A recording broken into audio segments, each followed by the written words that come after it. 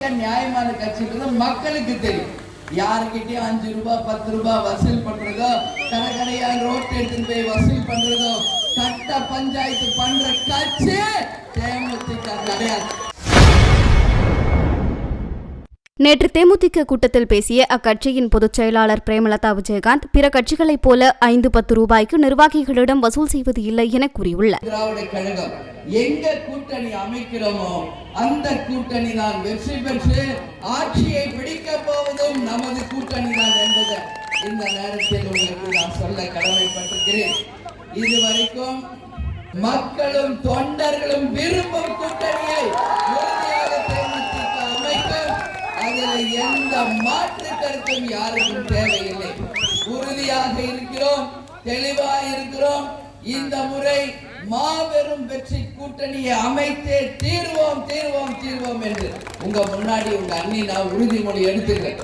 ஏன்னா இன்னைக்கு தமிழ்நாட்டில் எத்தனை கட்சி இருக்காங்க, யார் யார் எல்லாம் இருக்காங்க?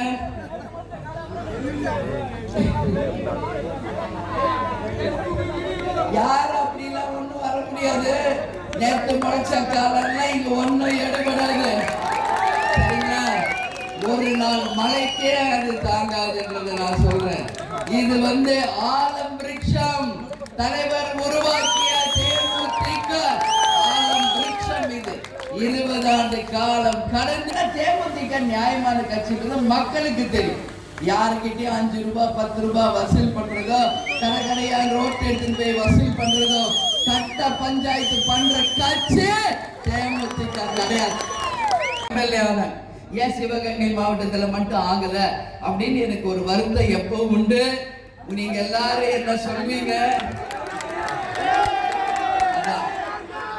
நிச்சயமாக 2026 உங்கள் வேலு நாச்சியாராக, உங்கள் அந்நியாராக உறுதியாக அந்த வெற்றியை நமது மாவட்டத்திற்கும் நாம் பெற்று தருவோம் என்பதை மட்டும் மனசுல வச்சுக்கோங்க. அதுக்காக உழைக்கணும். இன்னைக்கு தமிழ்நாடு முழுக்க நாம ஏன் பூத் கமிட்டி போடுங்க ஒரு வருஷமா சொன்னோம். இன்னைக்கு செய்திகளை உள்ளது உள்ளபடி தெரிந்து கொள்ள ரெஃப்ளெக்ட் நியூஸை சப்ஸ்கிரைப் பண்ணுங்க.